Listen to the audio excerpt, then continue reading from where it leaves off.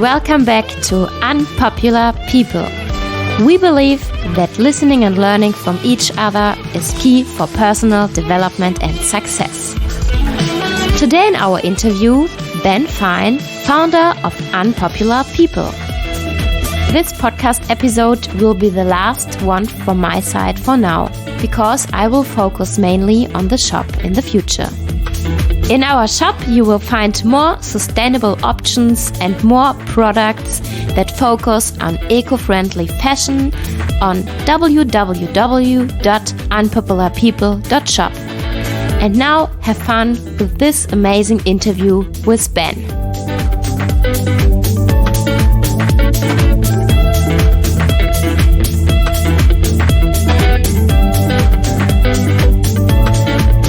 Hello Ben, welcome to our podcast Unpopular People. Hello. Hello.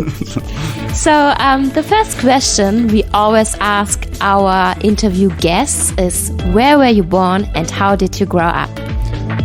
Okay, so hello. First, it's weird to be on this side of the microphone. Well, I mean, I'm always on this side of the microphone, but so it's interesting to be interviewed today, especially from Elisa. And as she said before, it's going to be her last interview for now. Not that we not that we don't have her on the podcast in the future, because we also think there will be lots of topics she will cover. But the interviews with our Unpopular People members and people from our Unpopular community will be done by me. So yeah, that's an interesting change. But yeah, let's get started. I have to follow the questions as well, like everyone else that has been interviewed before. So where was I born and where did I grow up? I was born in Heidelberg, which is a beautiful city in Germany. And I was born into a loving family of 3.5 kids. I have a half brother and 2 older siblings, 1 older brother and 1 older sister. I'm the youngest, and and I grew up in a place called Neckargemünd, which is close to Heidelberg, not far away, like maybe 10 kilometers away. It's a beautiful little town like once there was a friend coming over and he visited me for the first time, and he comes from an area where everything is flat, and he's like, oh, you live in the mountains. I don't really live in the mountains. There's just like a bit more hills and things, lots of nature, lots of green. And also I grew up in a time where it was more common to play outside. So that was what I did a lot as well. So I don't know, what else do you want to hear? How was your childhood like? Were you a naughty kid or were you always brave and kind? Okay, well, a bit of everything, I would say. Naughty, I think every kid is naughty. I think they have, you test out your limits and see how far you can go with your parents or with people around you, like the things you want to explore and stuff. So brave and kind, was this the question? I don't know. I can't really relate to brave and kind. Like it's hard to say from my point or from my perspective. I think I was just a kid doing like what kids do, like I wasn't the best at school. I played with some friends. We did did some naughty things. Maybe we did some things that weren't weren't accepted or were probably a bit over the top. And I survived. I still have all my limbs that I was born with. So everything worked out quite well for me. I was always very lucky. That's what I still say. I'm always lucky. So I was probably more like a lucky kid, but not necessarily that brave and kind or naughty. I was probably just very lucky with a lot of things. Lucky you. So, what happened? What kind of school did you go to? What kind of education did you do? And tell us a little bit about your school time. Okay, so I went to primary school or elementary school first. Until in Germany it's from year 1 until year 4, and after this there's 3 different schools that you can go to. They usually said like, the smarter kids go to like the gymnasium, which is like the highest school level, and you go until year 12 or 13. I don't know which they changed it in between, like year 12 or 13. And after this you have your A level. Then there is another school which is called main school, which is like kids that weren't too good during primary or elementary school. And there's another one that only goes until year 9. And then there's another one called Realschule, or in English, real school. And I went to the real school, which is until year 10. But with all those other schools, you have to go to gymnasium to get your A level and to actually access university. So I didn't do this in the beginning. I started with just going to real school and just finishing year 10. I repeated 1 year because when I was in year 9, I went to Australia for half a year and went to high school over here where we are now at the Gold Coast. And I went to Benoa High School, which is a suburb of the Gold Coast. And yeah, it was a very interesting experience. Also, like being away from home, I didn't go with my family. I stayed over here with my aunt and uncle, yeah. So that was basically school until. So in Germany, it's possible to go after elementary school, and then you have to usually your parents. Like listen to you, of course, or should listen to like the kid, what they want to do, like which school they want to go to, but also the grades they have during elementary school or primary school decide which school you go afterwards, if it's like the main school, the real school, or the gymnasium. But you can do everything. So like even if you start at the main school, which is like, I don't want to say the lowest because it's the same sort of school until year 9. Even if you start there, you can do like the other school afterwards, and you can, if you still have good grades and everything, you can still go to the gymnasium. So even if you start one school, you can easily switch between them. If you're good enough, So if you have good grades, and also if you can handle the challenge. So yeah, that's what I did. That was my school until I finished real school in year 10. And after year 10, I went to another school, which is called Berufskolleg, which goes for 2 years, and it prepares you for like the, how do you call this, Fachhochschule. You get access to the University of Applied Science, but you can also go to other universities. It really depends on your, like if you studied Latin at school. So with this school system, you probably don't study like medicine or something like straight away, because there's other like certificates you need to actually enter university for like other subjects, like as I said before, like medicine, for example. But it's pretty much the same. You can still lead up to this. So it doesn't matter which level you start with. You can still end up having like your PhD in whatever you want to have, like as an engineer or as in medicine, as a like doctor or whatever you want to become.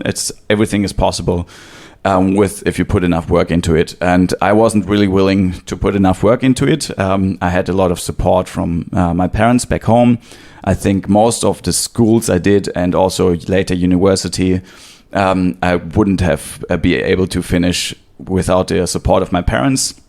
My mom supporting me at home all the time, and like motivating me and giving me energy and help me with everything around my life, and my dad especially helping me with studying as well. Like he actually sat down for hours and hours and studied with me to so I could achieve the different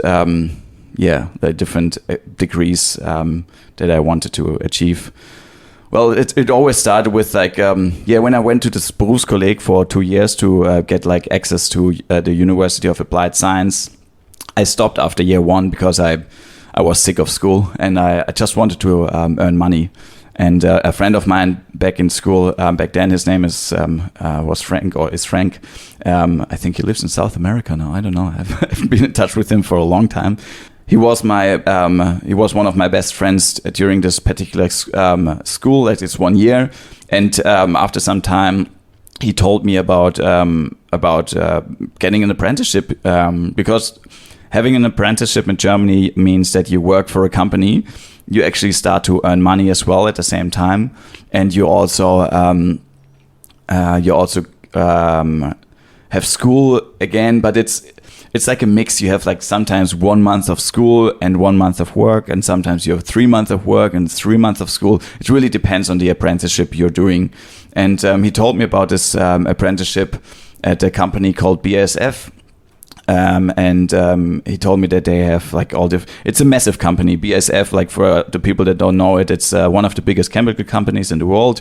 It used to be, or maybe it is again, the biggest chemical company in the world. It has like thousands, like 90 to 100,000 employees worldwide. They produce all sorts of things, business to business only. They don't have many end customer products. They did have some in the past. They still have some now, but it's not like normal people probably don't really hear much about this company because they sell products for businesses, chemicals mainly. So I started looking into this a bit further, and he told me like, oh, you can be a chef. And I loved food back then. I still love food a lot. I loved food back then. And I can confirm that. Yes. He can eat a lot.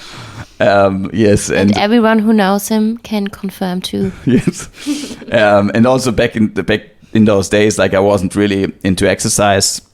I started doing some exercise when I went to school in Australia. So like going to the gym, but I mean, I was 15 years old back then and didn't really have any idea. And I was like, when I was 16, 17, I was more into like smoking weed and eating lots of sweets and pizza. And I always wanted to look like Homer Simpson and wanted to be like him as well. That was my goal. And finding out that there's like a company which pays very good money. And I also... just could become a chef sounded very interesting. I think, I don't know if it was my idea, but no, it probably wasn't. Like when I told my parents about the idea of starting an apprenticeship, they looked into the different jobs this company offers.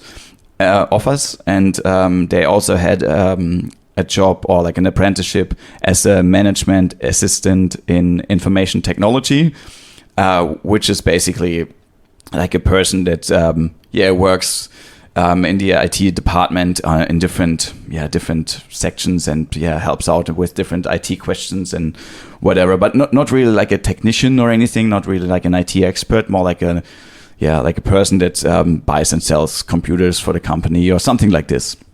Anyways, and they say like, oh, you're interested in IT, why don't you apply for this apprenticeship as well? So I'm like, okay. So I applied for like becoming a chef or assistance in information technology, management assistance in information technology. Well, in the end, maybe luckily, I don't know, I don't want to talk bad about any chefs out there, especially about our friend Nick that was on the podcast as well. I started this apprenticeship as management assistant in informatics because that's information technology. That's what they offered me. And for some strange reason, I still don't know how, I actually got in there. It was quite a difficult process to go through all the. There was like an assessment center, they called it, where you were invited, and it was for like a full day, and you had to hold presentations and work with other people, and they had like an IQ test and all those things. And I was like, with the IQ test, I was just average, like everyone else. So like it was nothing like too special. I mean, I participated in like the, like when you had to work together with like other people and like present something afterwards. Like I was participating. Some people weren't participating, and I thought it's pretty stupid if they want to get this job. And the interview was like a group interview, and they had like 10 people in there, or 12, I don't know. And they talked to everyone, and I just told them about my experience in Australia because that's what they asked me about. Like they didn't ask about my grades at school, and I was happy about this because my grades weren't really good. Like my whole school, it was such a struggle for me. I was never really really good, especially in French. I struggled a lot. I don't know why, because nowadays I love languages. So they asked me about like my time in Australia, and it was really easy to answer for me. So I just told them everything what I did over here, and like how much fun it was, and the experience at school, and it was really easy. So I wasn't nervous at all. Like in the beginning, I was a bit nervous, like talking in front of people, especially I was like 17, and it's difficult, when you're younger, to sit in front of like a group of grown-ups and they ask you like this. Yeah, like strange questions, and the other people in the room, they were like wearing suits and stuff, and I was like probably the only applicant without a suit. I just, I didn't look like a bum, but I was wearing like casual stuff, I would say. Somehow that had worked out, and there were many applicants for those positions. They only offered like maybe 10 to 12 positions for this whole thing. And the group interview was just like with a very small group of people they already picked from a bigger group. I don't know how many people actually applied for this job, but in the end, no one of like the group interview, like no one of them were selected. It was only me from this group interview, and there were another, I think, how big was my group? Yeah, maybe 10 to 12 people that were actually in the end, like for this year, like that started this apprenticeship. And that went for 3 years with school and work. And I said like, oh, okay, that's pretty good. But I'm really happy when school is over, because I hated school again. And it was really a big struggle to get through school. So I finished my apprenticeship, and I said like never that I just want to work. I just want to earn money. I just want to enjoy my life, and I never want to go back to school. And a few months later, I said to my parents like, maybe I want to do my A-level because I stopped after 1 year, but maybe I want to finish this so I can actually go to university. But I said like, I just want to have it. I don't really want to go to university. I just want to have my A-level, because my siblings all have their A-level, and I want to have my A-level too. So after this apprenticeship, I started another school for 2 years, which were like evening classes. I was already full time employed in the same company. I went to school for another 2 years. And after those 2 years, I said, never again, never go back to school. I hate school. It's so boring. And always like I only made it because my dad and my mom, they helped me so much, helped me through the whole school. So I go back, never again. I don't know. It took maybe like half a year or something, and I signed up for my first course at university. It was for economics, because I thought, with the job I'm having now, it's like it's based on economics. So like I do something like this. It was like a not remote. How do you call it? Like an online university where like they sent me like the papers and everything, and I had to study, and then I had to like do exams or assessments and whatnot. And it was too difficult for me because I couldn't I couldn't study it this way. It was not my thing. And so I found out that there's another university which was next to my office that I worked in during this time.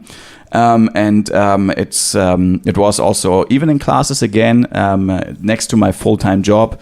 I started after my apprenticeship. I started as a service coordinator at this company, and then I switched to a financial controller at the same company. And when I was a financial controller, I started also studying economics at university next to my office, which was good because I just left the office and went into the other building.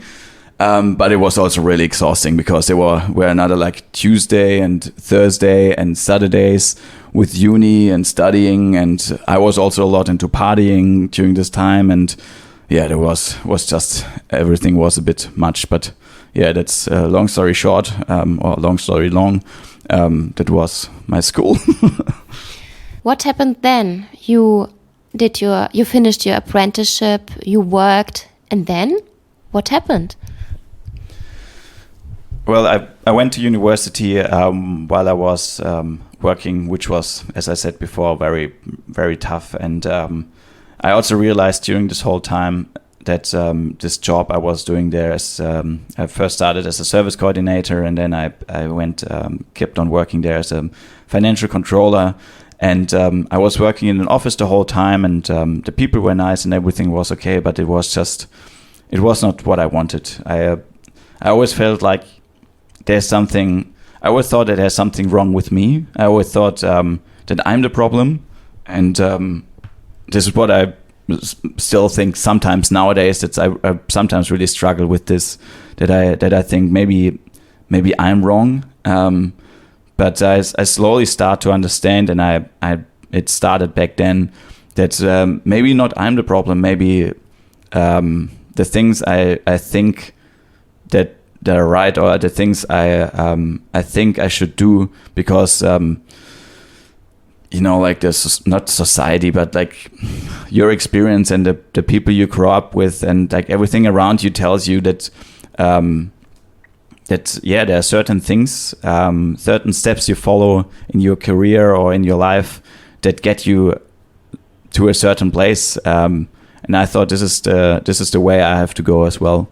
But I understood that it's not for everyone. It's for some people, maybe it's for most people, but it wasn't for me. And again, it had nothing to do with the people I was working with, because everyone was very like supportive and helpful, and they lived their life. And some were happy, some were not, but that's up to them.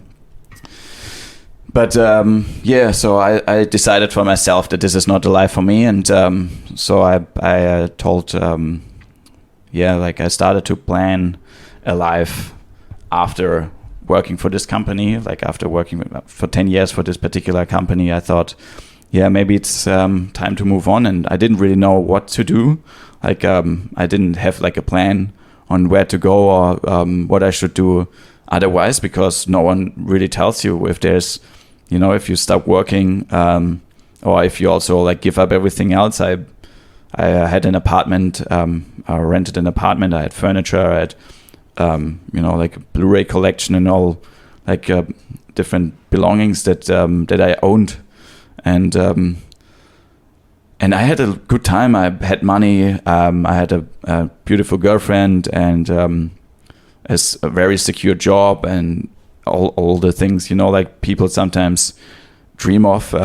But I don't know, something deep inside was just not agreeing with this sort of lifestyle, and I also thought there must be more to this, because I see everyone around me, or most people around me, living as like a similar life or like the same life, and I thought there must be more. So I decided to just risk it and just give everything up that I had so far, and maybe start all over again, start a new life. And that's why I decided to quit the job. I actually quit like at the 31st of December in 2014. I worked for another company for a half a year, which is quite a big corporation in my hometown. It's Heidelberg Cement, which was a good time too. And in terms of like the people supporting me, because I also wrote my bachelor thesis with them, finished university, and then 2015. I gave up my apartment in 2014 already, but in 2015 I also, after traveling around Europe and traveling around other places in the world, while I was working, mainly working from home back then already, but then I left Germany behind and left also everything else behind there, and just started traveling, exploring the world and see what is out there. Because I think there's way more out there than we sometimes know. And were you running away from something, or what were you looking for when you said you left everything behind? No, I was not running away from everything or from anything, because I still had everything. I saved a lot of money during all those years I was working for the company, and which was good, which helped me, and it's still helping me nowadays. And I also had a supportive family, even if I made this big decision to go away from home. And I have my music. I still have my music. I'm very interested, and I'm very into music since I was a little child, and I produce my own stuff even now. yeah, but I mean, it was more like the thought of being in a job, and I was about to buy a house back then as well, or I thought about buying a house and, you know, moving into it and staying there for my whole life, maybe go for a holiday sometimes here and there. But every time I went for a holiday, I also knew that I had to go back, not because there's something bad back in Germany or back home. I mean, there's in every country or every place you visit, there are good and bad things. So I wasn't running away from anything. Like the things I had back then, I still have now. I just wanted to broaden my mind, and I also thought there's more out there. I saw other people, like not many, but I saw other people living in different places or different countries and having different experiences, meeting different people. And I also started, seeing other things. Like when I was in a relationship until 2012, and we went to holidays together. But even back then, I said always like, why do we have to go back? You know, like it's so nice. Like when you go to Greece or when you go to some other place and you're like on this beautiful island. And I thought that I have to go back. So like it's not gonna stay. Like this feeling's not gonna stay. And and I just wanted to keep this feeling of like going anywhere and knowing that you don't have to go back to like the old life or like the thing you had before, because there's so much more to explore. And I also think that I believe in lifelong learning. So and I in this sort of job I would have been like an expert at some stage, but like also limited to what I did in this sort of job and also in this environment. But and I thought there's so much more I want to learn and I want to explore and maybe become an expert in this, because this life was given to me. And but I also think I want to at least try to have a choice, maybe doing something different than what was already given, you know, like growing up as a white male in a Western society, things are pretty easy compared to other places in the world. And I maybe needed a challenge of something, you know, like letting go of a fixed income, or like a good income as well, which helps a lot with everything. And giving up something like this is, for most people, it's scary, but it was one of the best feelings I ever had.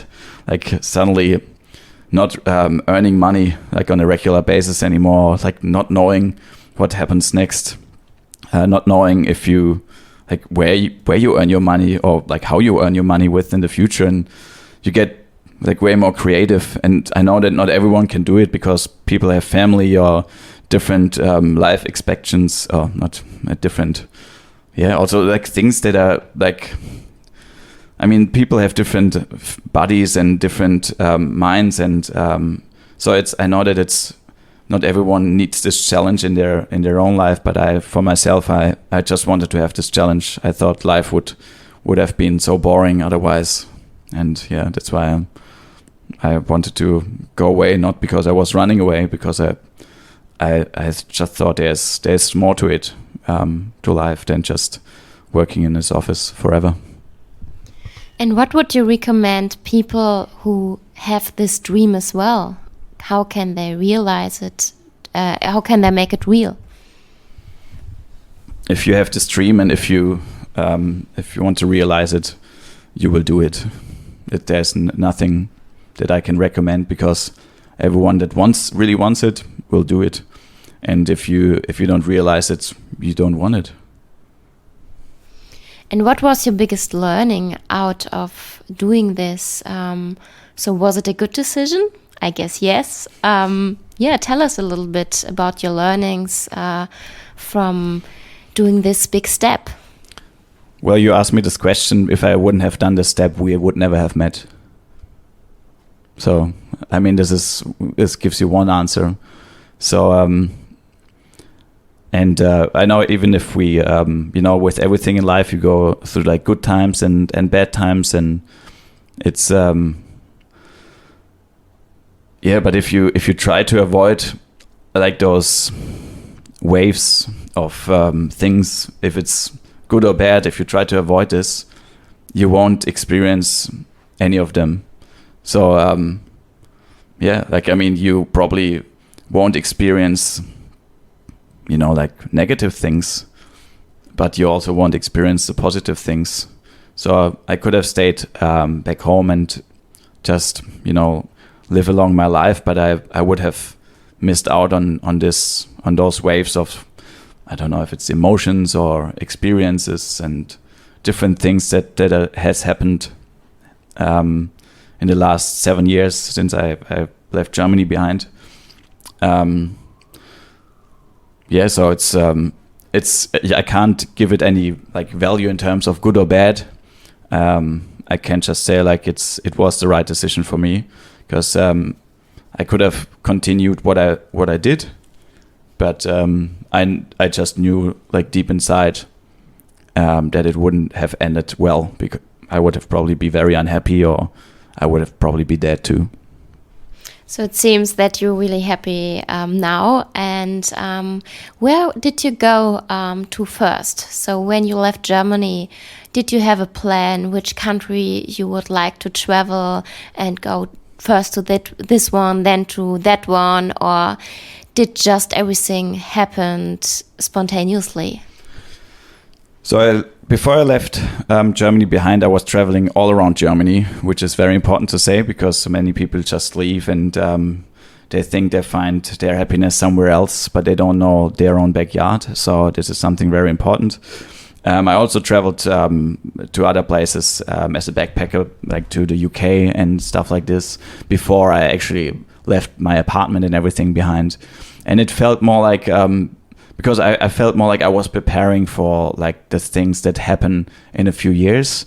So even if it was like 2013, I backpacked through the UK, but I already told people, because I knew I made this decision like in 2014, 2015, I will leave my job behind. And so I made friends that I told that I will visit them in 2 or 3 years latest in their home country. And I met people from Brazil, I met people from Australia, I met people from wherever they're from, like Singapore and whatever. And then when I finally left, the first thing we did was we went to Greece with my whole family, which was really nice for my mother's 60th birthday.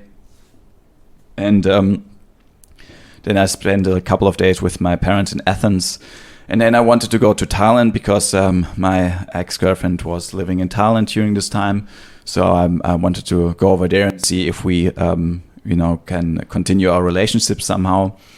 We both decided that we don't continue our relationship during the time I was in Thailand. And I also, before I went to a certain place, I checked the flights and saw like different airports where the plane was stopping on the way. And then I checked if I had any friends there, or if I want to like go out of the airport and explore this place. So, for example, between Greece and Thailand, I stopped in Dubai, and I spent a few weeks there because I knew some people there, and I just wanted to be in Dubai because I've never been there before. So it was very interesting. So that's how I basically decided on where to go. And I also, I have a strong connection to Australia. We are here now. And my grand uncle, I told earlier that I went to school over here, but that has a deeper meaning, because my grand uncle Oscar, he came to Australia in 1955 or 54, I don't know exactly which year, but the first time I came to Australia was in 1990 with my family, and then in 95 again with my family. Then I spent 2001 in Australia as a student at high school. And then I came back in 2011. So there was a 10-year gap. That's probably like where I did my, finished school and started my apprenticeship, started university and all those things. And then 2012, I came over again for a holiday. And I just wanted to go back to Australia. And when I left Germany, I was 29. And I knew that you can get like the working holiday for Australia. Wait a minute. Yeah, I was 29, so I could get the working holiday for Australia until before your 31st birthday. So I thought like, oh, I better get it now before it's too late. So I got the working holiday and spent like after Thailand, and I went to Malaysia and some other places over there. But it was like more spontaneously. I had some friends here and there, and I visited them. And I went like some places I was just curious to see. I met my friends from Canada, Roger and Serena. They're on the podcast as well. I met them over there, and we traveled around a little bit. Yeah, just in different places all around Southeast Asia, because it's also like a backpacker paradise. I don't know how it is now, but it was very easy to travel. And then from there, like my ex-girlfriend and I, we decided, okay, we won't continue our relationship. So she stayed in Thailand, and I came to Australia and stayed over here for a year. I traveled all around Australia. I went to the West Coast. I went to Tasmania and some places some backpackers unfortunately don't do. I actually haven't been to Uluru yet, which is I don't know. Like this is something we probably should plan to. But I stayed in the Daintree Rainforest for a while. I met some really great people. Ben, who is also on the podcast, and Ramon, and then we became friends. There's two Swiss guys, and we traveled in a van all along the coast, and it was a really great time, just the whole experience. And I went to 2016. I spent a month not in Thailand, in New Zealand, because I met someone in 2013 in San Francisco. And we became friends, and he told me that he has a house in New Zealand and I should come over. So I visited him in Christchurch, and then I met two other friends that I met in Cairns before. Oh, long story short, I'm going too long here. But anyways, so I spent like a whole month in New Zealand, just traveling, coming back to Australia, and then went home for Christmas. In 2016, as a surprise also for my brother's birthday. Brought him some donuts from Singapore. I remember this. And then I went in January, beginning of January, I went to Miami, Florida again. I've been to Miami, Florida in 2015 already, and then I went again in 2017 because I ran my first marathon over there. And and for me it was, because I produce music, I also get a lot of influence from the places that I visit, and I also met a lot of people on the road that are interested into music, and I played along with Steven, who is on the podcast as well, and we made some music together, which is on my second album. So there's always like my travels always are influence my behavior as well, like with my music and everything, and also then like exercise became more and more important for me.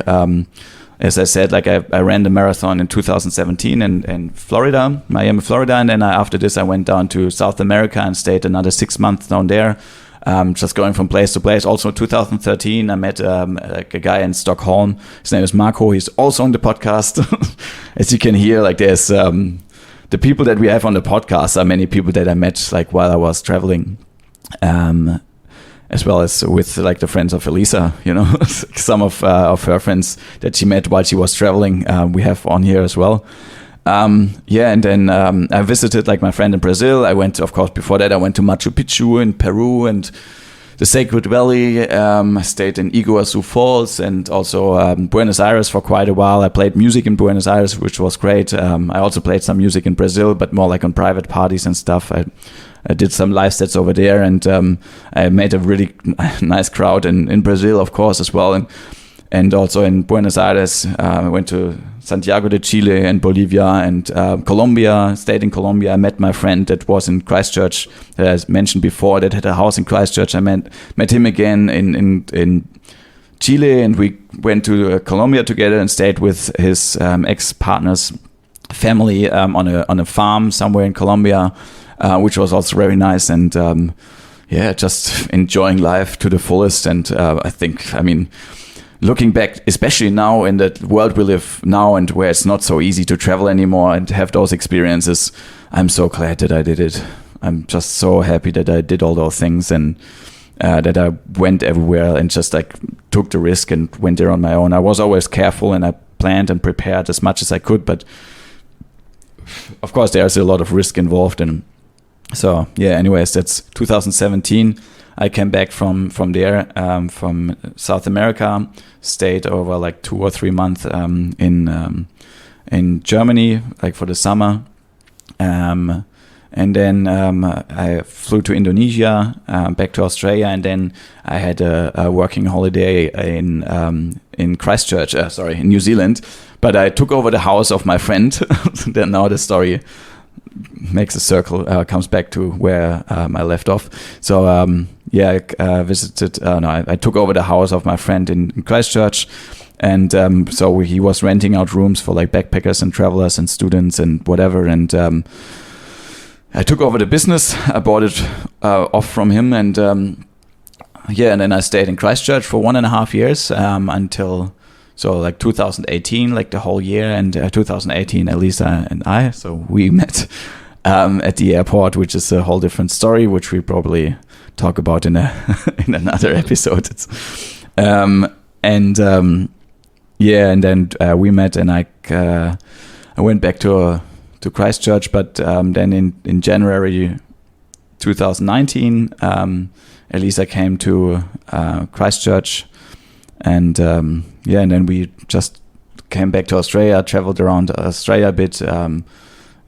Beginning of 2019, arrived back in Germany 1st of April, and then spent for like 9 months in Germany until we left and went back to Indonesia. And then, beginning of 2020, we arrived at the Gold Coast and have been here since then, because of certain reasons, obvious reasons.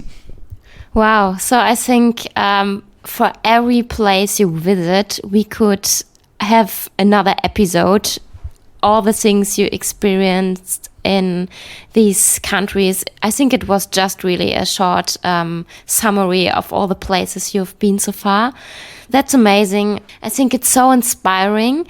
And we heard people led you to places.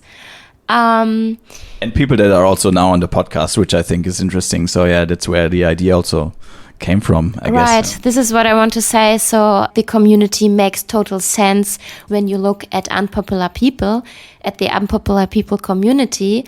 Now I think we should also talk a little bit about Unpopular People. So where was the idea born for starting this podcast, which is now a big community? Yeah, that's easy. Because I in 2018, when I lived in Christchurch, and I'm the last years have been. I'm a total addict when it comes to podcasts. I listen to it like every day, like hours and hours, and I also am. Some people will hate me for this, but I listen twice the speed. I got used to it, so I just like 2 times the speed. I started with 1.25 times the speed, and now it's 2 times the speed. So it's I listen to a lot of hours of podcasts during the day. Like every time I walk somewhere, when I do exercise, when I just sit somewhere, like I always listen to podcasts. And I read when I'm back home or when I have time to read, or when I sit down or something. But I like all the other times, I listen to podcasts all the time, and I was always inspired by like the stories and the people that I heard on there. And I think there's so much greatness out there, and I can just highly encourage everyone to get into the podcast world. And if you commute or if you go through daily life, and if you have the chance, like a day, 30 minutes just to listen to something, it really will give you a little bit of extra knowledge and experience or whatever you get out of it. So and I have this really good friend, which his name is Miguel. He's on the podcast as well. And I always found his way of life very inspiring, and he's a very cool dude. He talks very fast because he has a lot of knowledge, and he, of course, tries to get it out there too. But he's a very, very inspiring person, and And he was one of the people I thought of when I thought about Unpopular People, because I thought, like, there are so many people I know that have so much knowledge, and they're like so cool to listen to, and so interesting, and I learned so much from them. And I thought other people can have the same experience, you know, like learning from those people, even if they're not popular. You know, I thought, like, those people are not popular. They're like street musicians, or like they just do like normal things. Sometimes they don't want to be popular. Most of them don't want to be popular. They just want to live their normal life, and like whatever they call it, normal, and just, you know, have a joyful and meaningful life. And that's all they need to, you know, that's all they need for themselves. And I thought it's so important to share. And I also thought of those stories being like having the same importance as the stories of popular people. So yeah, and like it was probably like February 2018 or something, and I maybe just came back from like a festival in New Zealand, and I was lying in bed, and I thought of, like instead of interviewing popular people, like interviewing unpopular people. And not in a unpopular in a bad way, like more in a positive way. Like they have so much to share, but they're just not popular or not known or whatever you want to call it. But yeah, I thought unpopular sounds good.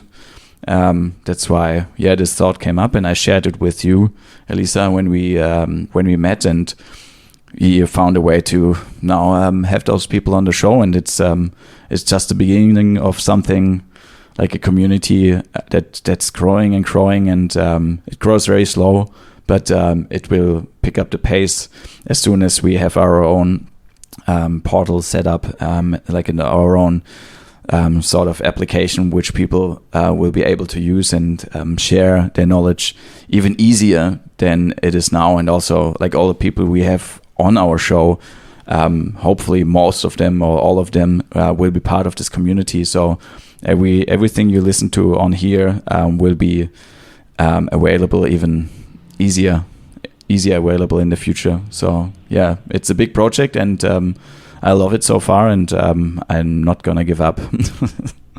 And what do you mean with application? Could you explain that a little bit more? So there's different, you have so many options nowadays to find people that can do certain jobs for you, if it comes to like different like services which people offer, like building a website, or helping you with creating content for anything, or like even, you know, like someone to check your spelling or like writing, you know, with you when you write something. There's so many like services that are offered online.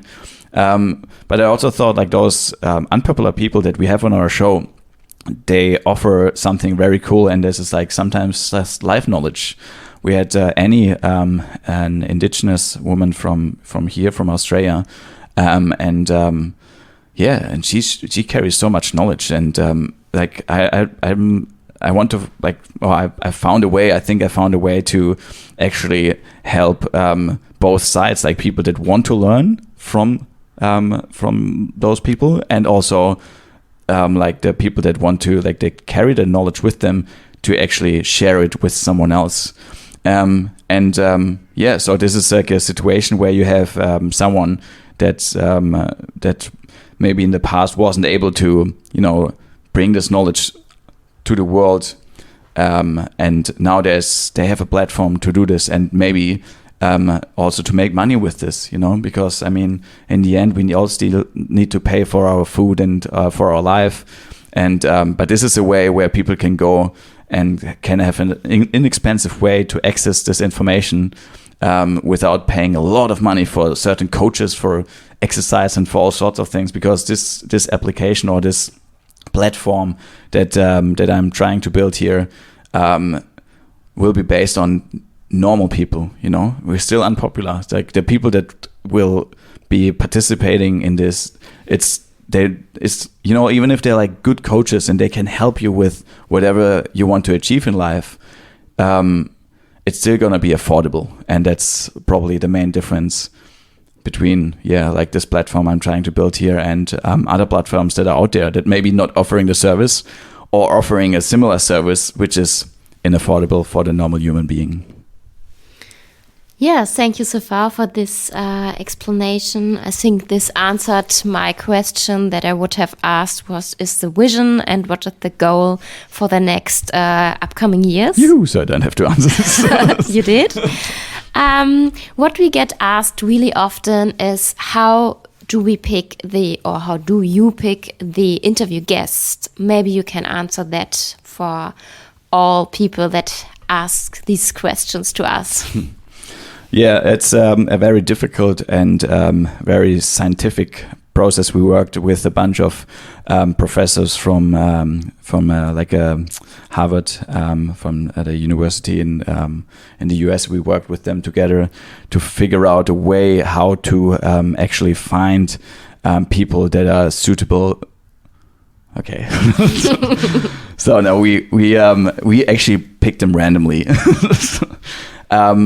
There's a bit of a system behind it. Like it's usually like Elisa and I, we talk about it. So for the people out there that are interested in this, we talk about like, oh, would this be a good person to interview? What do you think? And it has really nothing to do with if they impress us or if they don't impress us, or even if we like them or if we don't like them, because this is not the point, because we believe in knowledge, and we believe that all evil comes from a lack of knowledge.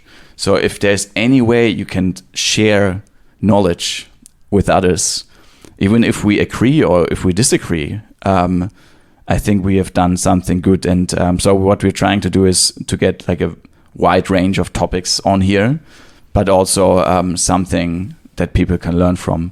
And so I guess there will be many people, or there are already many people on there. Like, to be honest, like most of them we really like, and they're like some of them are really close friends, So it's of course this has something to do with it as well. But we also had people on there that we've never met in person, or I never met in person, or Elisa never met in person. But it was still a great interview because we thought there's a lot to learn from them. And what we also look for is people that don't want to show off, because there's enough people that show off, and they do a good job in this, and we don't want to ruin their career. So we don't want people that want to show off. Like we want people that are, they're more like we catch them by surprise sometimes, or most of the time. Sometimes people are like, oh yeah, I thought of this, or I saw this coming.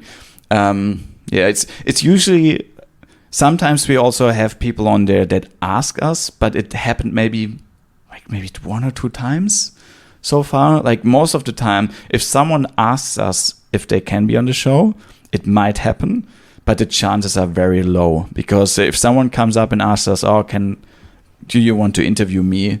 We kind of know that this person already has set a story in their head. And this, I don't want to say ruins the experience, because it can still be like a good experience and there can be still like a lot to learn from. But it's not the same, because a set story gives us little room for asking questions that show if they're honest with it, if they really have an idea what they're talking about. Because if there's a set story, the story will always go down the same path. But if the story is not set and they just carry this knowledge along with them, we can ask them any question and they can come up with an answer. And so far we had a really good experience with all of our guests, which was really good. Some were suddenly very shy when the microphone appeared in front of their face, and some were suddenly like very talkative when the microphone appeared in front of their face. So everyone reacts differently. So it's a bit of randomness, but it's also a bit of order. So that's mainly how we pick our guests. Yes, that's true. And when you started this project and developed this idea, where did you take your inspiration from? So were there, I don't know, some idols you followed and that influenced you in a good way, that you said, oh, this person is doing really well? Was there anything that influenced you? Well, I have to say this. The thing is, like in general, like with this podcast, and I experience it myself. There's so many things you want to say, but there's also like you can't put a life in like a 1 hour podcast or a 2 hour podcast.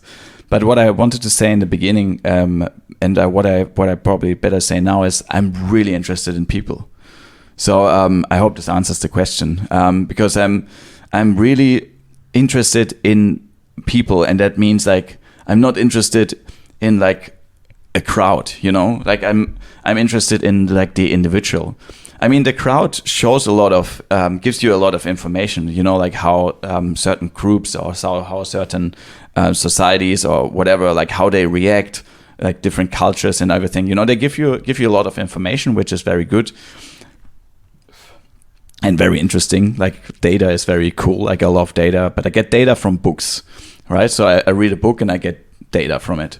But from people, you get something completely different and unique. And even if it's something I don't agree with or I never want to experience, I still find it interesting. For example, like someone that goes or was in prison or has to go to prison, or someone that's is very sick, with some disease, like something that might kill them very soon, or someone that experienced, I don't know, like something very good as well, like something that's, nothing for me, but maybe something that's, like I probably never want to experience because it's too risky, like some sort of extreme sports, I love extreme sports, but I'm like there's things you're just not into it, but I still found it very interesting to hear what brought them to like do this. And I also know that if there's one person, there's more out there. And I also think if I can learn from this one person, even if I'm not interested in this, someone else might be able to learn from them. So the inspiration comes from those people, from like the different characters, and I just love different. I'm just very interested in people, and I know like I get an argument so many times when I say this with others, because there's sometimes people believe in this. People are generally bad. I think not people are necessarily bad. I think there are bad ideas, and there's also, as I said before, lack of knowledge. So because no one gets born in the world. I look at the babies. What do the babies do wrong? Like babies, they don't come to the world and want to take over and want to become like the next Hitler or whatever, another politician. So babies are born and then they are fed with different like information, cognitive functions, and a lot of ideas and subjective, objective information. And then they grow into like their own life, and they feel like they're making their own choices. But the question is like how much of their choice was designed by their upbringing. So and I find this interesting because like a baby from that has grown into like a person that I can talk to from like a different part of the planet has still so much like knowledge that I want to learn from. And even if I can't relate to it, because that's where we never can really relate to it, but we can still learn from it. And that's why listening and learning from each other is key for personal development and success. And it's what I experienced in my life, because only by knowing people around me that taught me how to run a marathon properly, even if they weren't like, the fastest in the world, but I learned from them, like how to do an Ironman. I learned from people that are not popular. I learned from popular people. I got from them the data, the raw data I received from popular people, but the real life information I got from unpopular people. Yeah, so that's where I get my inspiration from. Long answer. I'm sorry. I'm always talking too much. Sorry, Elisa. Yeah, so I think long answers are great because they explain everything in detail. Thank you so much. I think so too. You mentioned that you run a marathon and that you did an Ironman. And since when has sports been important for you? And also, you are a personal trainer aside. How did that happen? Okay, I try to keep it short. So the Ironman I did the Ironman distance. I have to say this because it was not an official event. I trained like in 2018 in New Zealand. I trained a whole year for like doing the whole distance. So it means like 3.8 kilometers of swimming, 180 kilometers of biking, and 42 kilometers of running. And I just wanted to know if I'm capable of this, because I hear so many times, oh, this is not possible and this is not possible. Like what I heard also earlier in my life when I started going away from Germany, people told me like it's not possible to have this sort of lifestyle. And maybe I just wanted to prove them wrong. And also when people talked about Ironman and doing something like this, I realized, it's if someone tells me it's not possible, like for me, I still want to see maybe I can do it. And so that's why I just prepared for a whole year to train and to be able to go for this distance. And it worked out. So, and now being a personal trainer, because I started after I said in the beginning that I went to a gym when I was 15 here in Australia.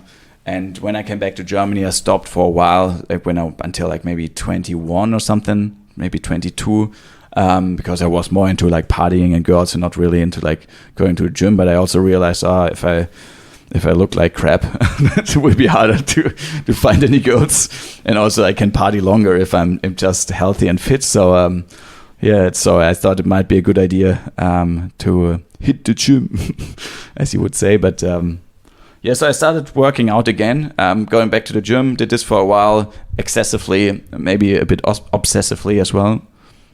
And I think when I stopped going to a gym, I became really fit, because then I started to understand that fitness doesn't come from like lifting weights. Fitness comes from other things as well, like from running. I was always running, but like the long distances started a bit later on, and also like high intensity workouts, EPOC, like excessive post oxygen consumption, like when you do any sort of high intensity training, you use more calories afterwards as well, and I don't know. It's like I learned a lot about those things, and I just got more and more interested throughout the years. And when I left Germany, I didn't have to go to a gym anymore. All I needed was my own body. So I was able to just train myself, be toned or be shredded or whatever you call. Like sometimes I need a pull-up bar, so I was looking for like a playground everywhere we go, because then I can do pull-ups, or even at the door I do pull-ups or something, and the rest is just body weight workout.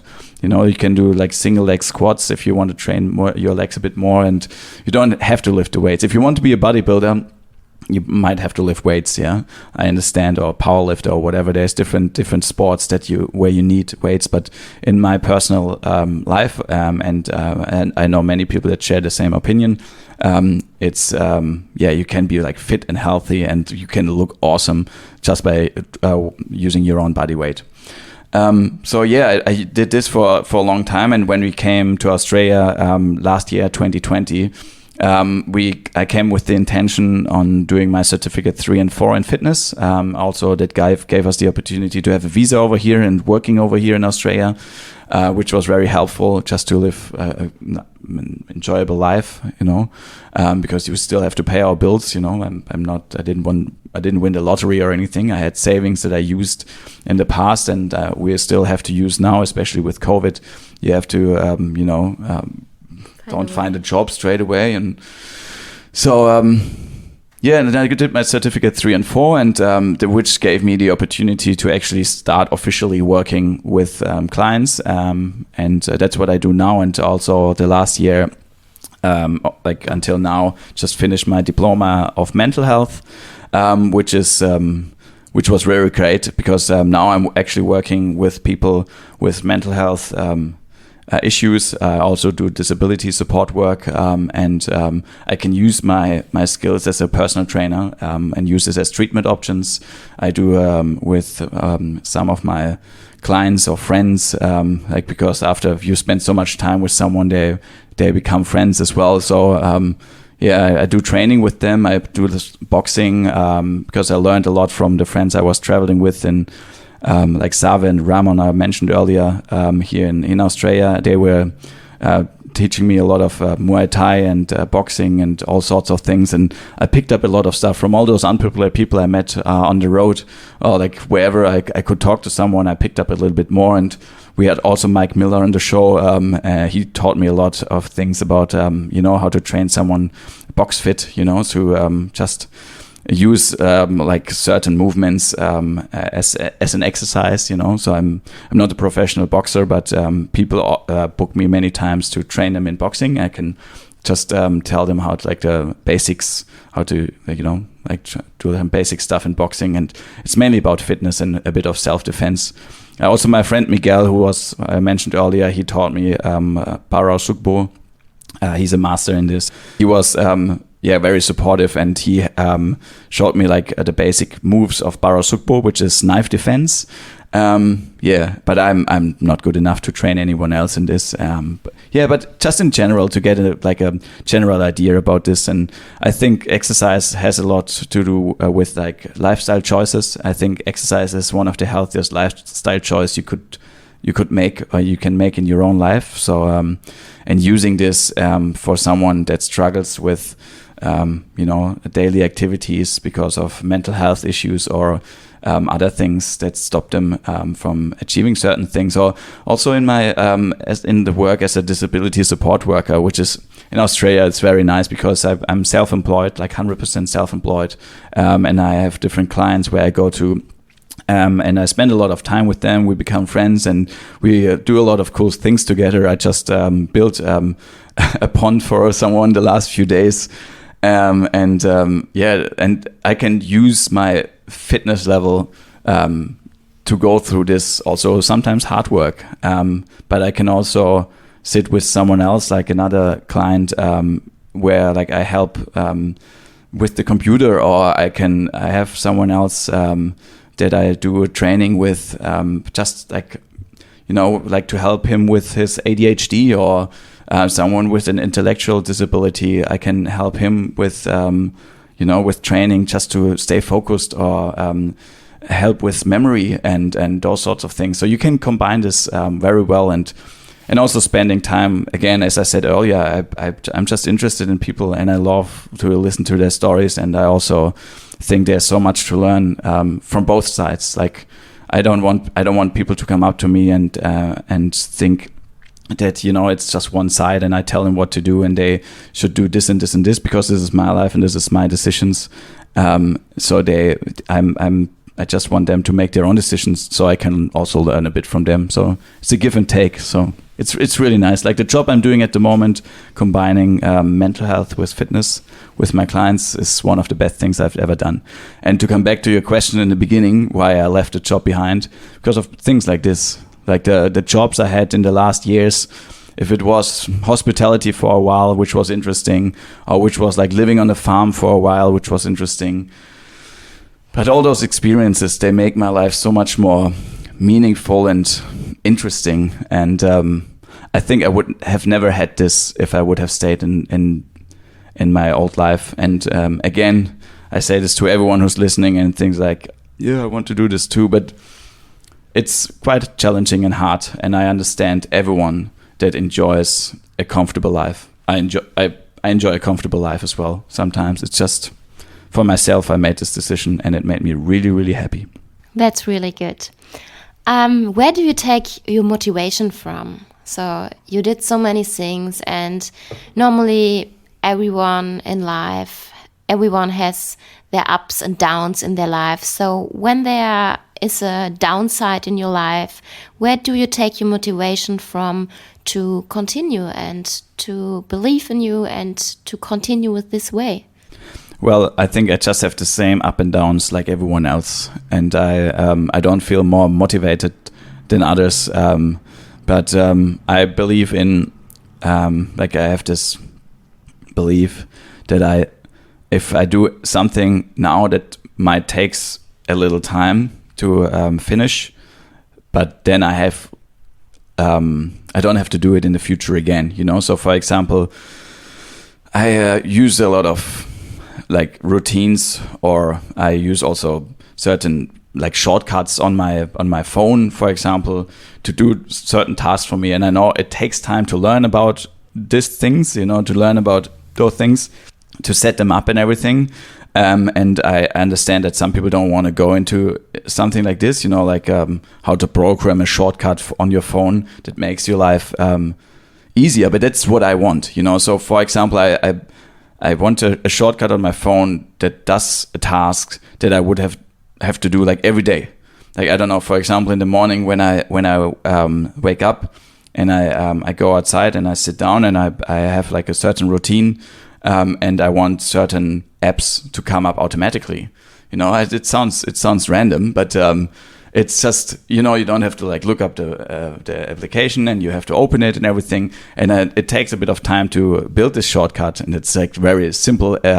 There's other things like certain music that comes throughout the day, or certain watch faces on my watch that change on different times and stuff. Otherwise, I always have to click buttons and I always have to pick up my phone and I get distracted by it and everything. So I don't have to do this anymore because I also already have those shortcuts installed. And so I believe in this. So if I put in a little bit of work now, I don't have to do this work later, because I think I may be just a lazy person. I try to save time by doing the work now, so I don't have to do it later.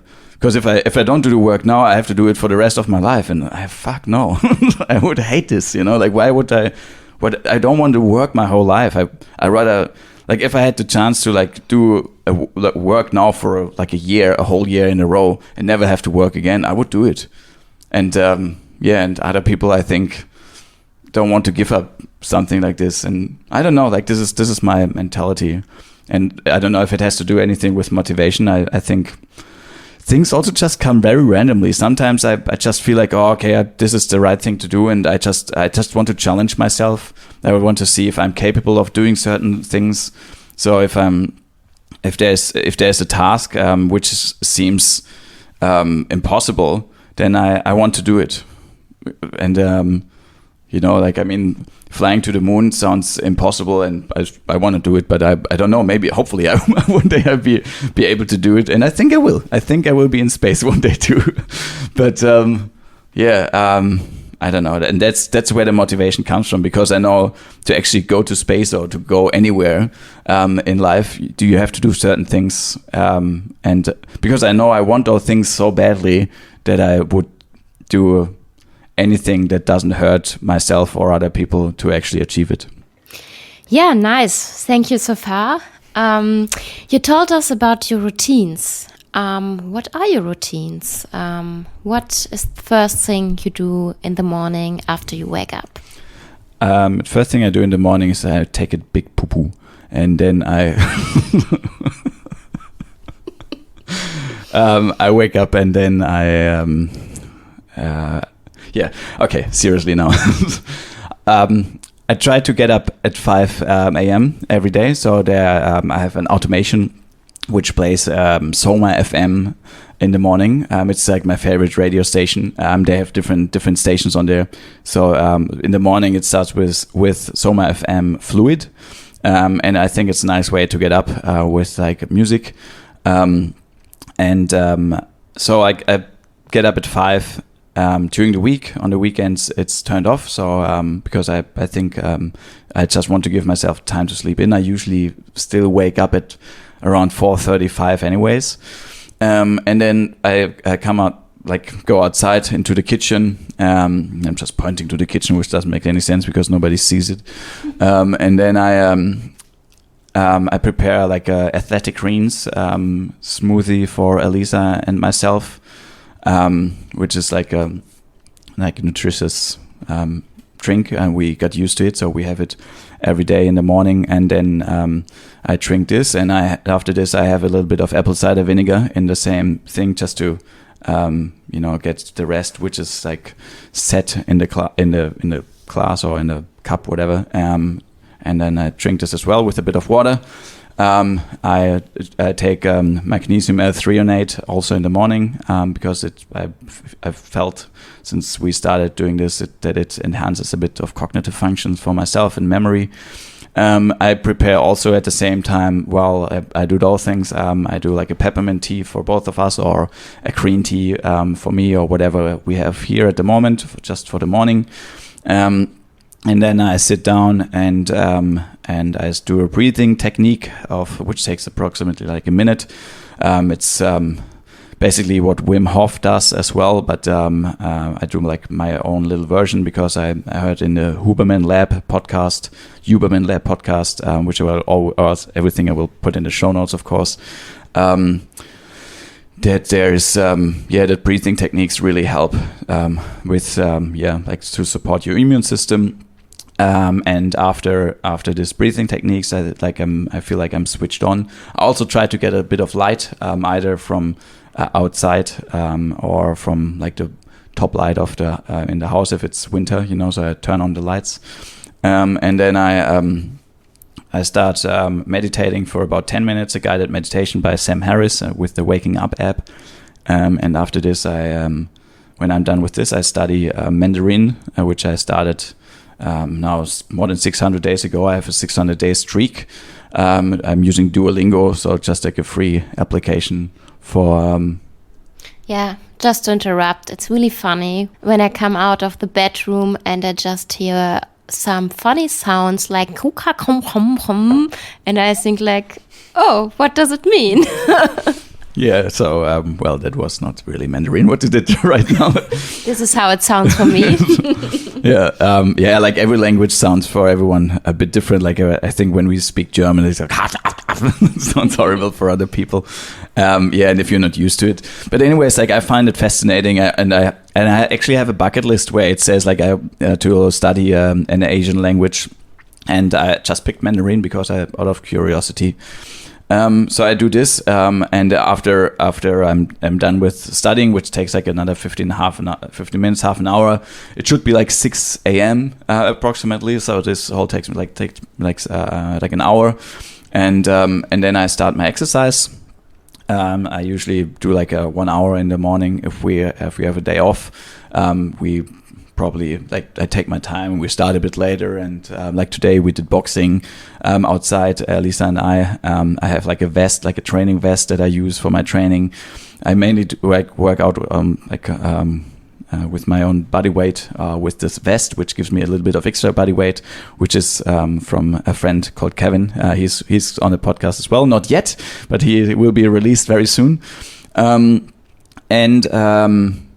So I do my training, then we come back. Like sometimes we train together, Elisa and I, and sometimes we do it individually. And then we usually have breakfast together on a weekday, on the weekends as well. And then we, I usually start working for my clients around 8 o'clock. It depends on how long we take with the breakfast and how long time like everything takes. But yeah, like around 8 o'clock I start working with my clients. Or if I have like a client that I start at 7 a.m., I just use this as like my training. So I run to like my client's place and just I train with them, or I train a little bit later than after my first client in the morning. After this I usually I'm usually out during the week most of the day, and to like help everyone, like whatever they want to do. It's every day is different, like from building a pond to going to a theme park to doing training, or help someone to tidy up their rooms, or just like daily stuff, a bit of cooking, maybe help someone to do like healthy lifestyle choices, to support anyone in their with their individual needs. This is what my day usually looks like. And then I come home on different times. Sometimes I come home a bit earlier. It really depends on like the people I'm working with, because they're all very nice and flexible, which makes my life so beautiful at the moment. Like being so flexible or taking a day off if I need to. I communicated with them, and it's usually fine. So this gives me a lot of freedom. And then in the evening when I come home, there's things to do around the house. Elisa helps me a lot with this at the moment, because she sometimes works in the evenings, and she's she is home, and we like have dinner together. And then I sometimes work on things like Unpopular People. I work on my music. But like the main work around the music and everything is actually happening more on the weekends when I have like hours like of spare time, because I need a few hours if I really want to like get started with like producing and preparing my next album and all of this. It takes a lot of time, so I sometimes won't be able to do it in the evening, so I just do it on the weekends. Yeah, so that's what it basically looks like a normal day. Again, like every day is slightly different. The morning routine is always pretty much the same because that really gets me started into the day with a few things, and I already accomplished a couple of things. Oh, I forgot to mention something. The very first thing after I get up is to make my bed. And this is what I learned a few years ago. And I don't know where I learned it, from a podcast or someone told me, but it's such a good habit because first task is done, and even if the whole day turns out to be shit, you come home and your bed is made, you come back home and you have a nice bed and you can go in there and just sleep if you need to. So that's something I can recommend to everyone. Yeah, and when you do music on the weekends, tell us a little bit about your music projects. What have you done so far with your music projects, and what are you working on at the moment? And for listeners that don't know that you are producing music, what kind of music is it? Okay, so as I mentioned earlier, I was always into music. Like since I was a child, I played guitar quite early on, and blah blah blah blah blah. You can read this all on the biography on my website, www.ur-music.net. But yeah, music is very important. I love all sorts of music. Not so much pop music. There's a lot of sometimes there's good pop music, but it's hard to find for me. Like I when I listen to music, it has to have some sort of, I need to connect to it somehow. And pop music is too plain for me to connect to. I think I understand why it exists, and I think there's sometimes good pop music out there, but most of the time it's just too plain for me. But anyway, so I love rock and roll, I love blues, I love especially blues, I love, but I also love electronic music, and I grew up with a lot of electronic music around me. I grew up in my dad plays in a rock and roll and blues band, but I don't know, I got drawn into electronic music quite early. My brother was always into electronic music as well, and I don't know, it was just the time that I grew up in, and it started back then, in the early 2000s or the late 90s when everything became electronic. And I loved it, especially underground techno and the hard techno music and all those things. And that's what I mainly produce. I would call it techno music, maybe a bit trancey sometimes, or electro. I like melodies, so it has to have some sort of melodies. I love classical music, so I put some classical parts in there as well. And I started with a friend together in 2011. I met Nicolas Morinier. So I don't want to make fun about his name, but he hates to be called Nico. He's on the podcast as well, only in German, unfortunately. Maybe we should get him on there in English as well.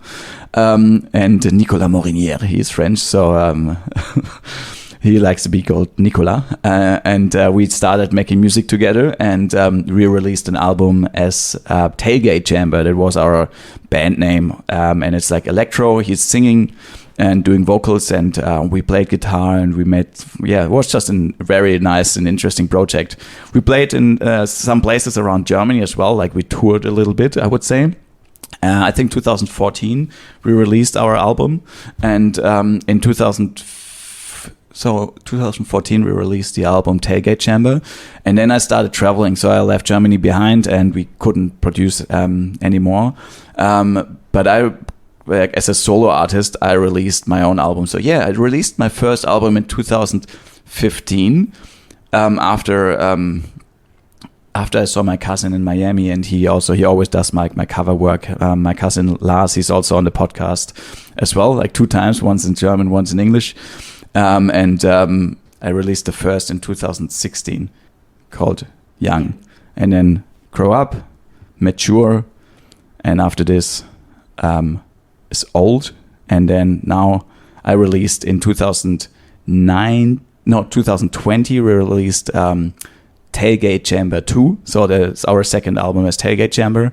And now in the next few weeks I will release my 5th solo album, which is called, I won't tell yet.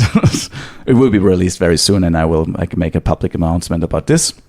And this is what I have done so far. And I think also sometimes with music, when it comes to music, I think quantity sometimes it goes over quality, because if you never finish anything, you never put anything out there, or you don't dare to put anything out there, there's none of your music exists. You know, if you always think like, oh, it has to be perfect to be released, there is no perfect, and you will always struggle to release anything. So my music is not perfect yet, and it will never be. And I know that some of the things I released a few years ago, I think sometimes like, oh my god, it's, you know, like I could have done way better, but back then it was what I knew, and I try to improve like with every album. That's why it also has like this different stages of life, you know, which is kind of the development of my music, and also like the music itself is influenced by different places or people that I met on the road. So I really try to get a bit deeper into this next year and write down like the ideas behind every single track that I have done, and also there's a story behind every track, and even if I made up the story, you know, it still exists. I sometimes write down those things, and I'm actually planning on releasing those stories one after the other next year. And there's a lot to come, and I will never stop making music. Would be nice to make a living from it, but it's it's not possible yet. In Christchurch, it was actually a very good time to make music, because I met a very nice crowd over there. I want to get some of them on the podcast actually for a while, but because we're so close, like we thought we can go over there, but now with COVID, our flights got canceled several times, and I was actually booked for a festival over there, which is called Bad Dog. It was organized by my friends that I met in Christchurch, and so we did a live stream. I can put a link on the show notes as well. So I played at Luminate Festival in New Zealand as well, which is quite a nice and quite a big festival and quite popular. So this is what I played in some clubs in Germany many years ago, and also like now when we went back in 2019 to live in Germany for a few months, I also played on some parties over there. Like there's a bit of a crowd that knows my music, and I'm always happy if someone listens to it, if someone takes the time. I'm always happy if I can share it with someone and they enjoy it. And I understand if someone doesn't enjoy the music, because everyone has a different taste, and that's all good. But I will keep working on this, because I just love it. It gives my life meaning. There's many things that give my life meaning, my family, also my brothers and sisters, and they all have now, like my niece was born this week, actually, which is a very emotional thing. Like, this week has been crazy anyways. My grandpa passed away on Monday, and my niece was born on Tuesday, and it's a bit overwhelming, everything at the moment, but that's how life is. There's like ups and downs, it's just the way you try to handle it. And and music gives me kind of an anchor. I know that it's my happy place. Like whenever I can do music, it gets me back from a sad place, or also from like an euphoric moment, because euphoric moments don't last forever, and you don't want to come down to be too hard. So it's good to have music as an anchor that gives you some safety, like gives me some safety, like everyone finds their own passion, I guess. But that's what music is all about for me. Yeah. And what would you recommend people that don't have a passion or don't know their passion yet, how to find it? Everyone has a passion, and you won't find it. It's already inside of you. You just it's hard to tell. Like I can't look into someone else's mind, but I believe in randomness. I think that our universe is built on randomness, so yeah, like take the control away, and things will come naturally. And sometimes you just go with the flow. And if you find yourself in a place where you don't experience or you don't think you don't have a passion, which is bullshit, because you do have a passion, and you might just have to let things go. And again, it's easy to say from my perspective, because I grew up in a very loving and caring environment, and I think for others that didn't experience this in their childhood or later at life, people experience a lot of bad things and trauma. So that's why I think that's why I want to explore this a little bit more, and want to learn from those people, like how do they do it, because there are people that experience so much trauma, that like horrible things that I luckily never experienced myself. And I think it's interesting, because I want to learn from them, so I can give others in the future like a recommendation of how to find their passion. So I'm still on the path on learning this. There's no recipe for this. I can't say like, just do this and this and this, and you find your passion. It's mainly use like what you have, like change expectations into gratitude, and this will already help a lot. And it's also like believe in people.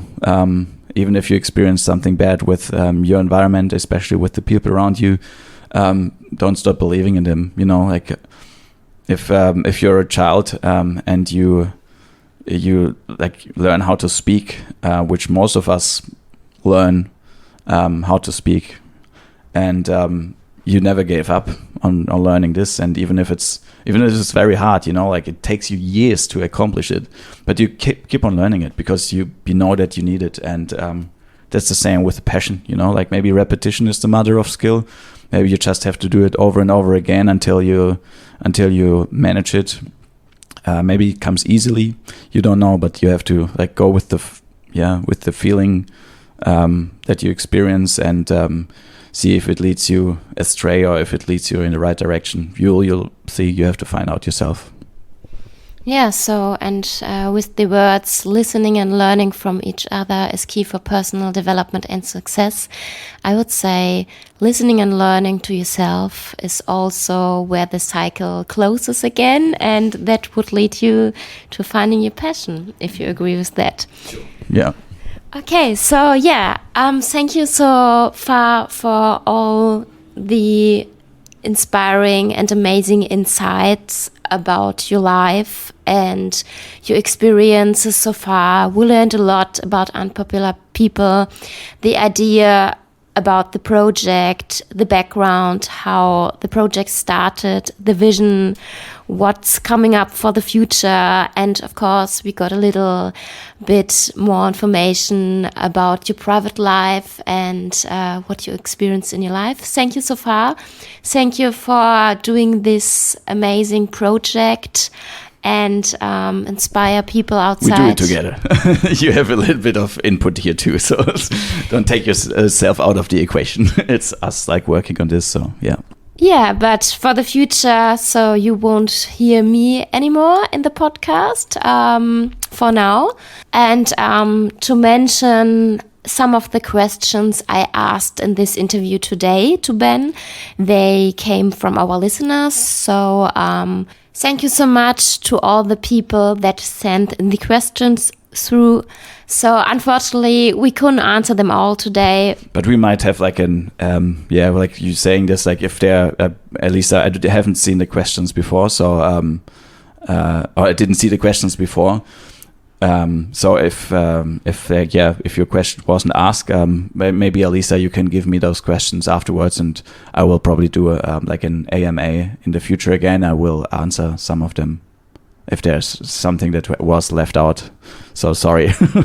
Yeah, and also if you have questions about the project or about Ben, just send us an email through info@unpopularpeople.com, and we get back to you as soon as possible. So yeah, goodbye from my side from now. And so Ben, thank you so much again. If there are any final words you would like to finish this interview with, now is the time for it. Thank you. Yeah, thank you, Elisa, for taking the time to ask me also those questions. We are all very busy, and so I really appreciate your time.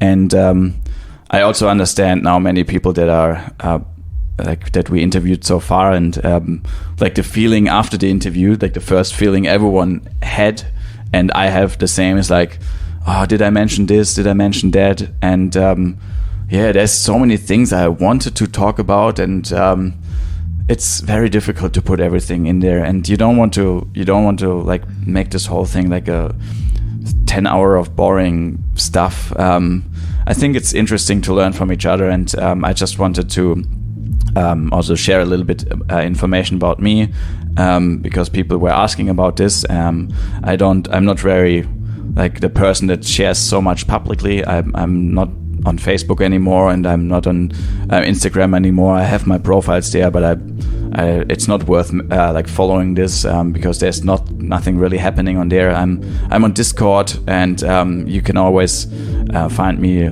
on like through the Unpopular People community. You can get Discord and talk to me on there if you don't have my private contact details. Yeah, and I'm happy to like hear your story too. So wherever you are, or like if I know you already, or if I don't know you already, yeah, get in touch with us. I'm sorry for everyone that I haven't mentioned enough. I think there are some very important people in my life that I wanted to mention, and it was my family, my close family, and also some of the friends and some of the people we interviewed. There's so much more, and so many people I met like during my life that I'm so grateful for, and that we already had on the interview, and I hope I showed my gratitude by having them on as a podcast guest. But that doesn't mean anything, because I also have people that are like very close to, but I never interviewed them.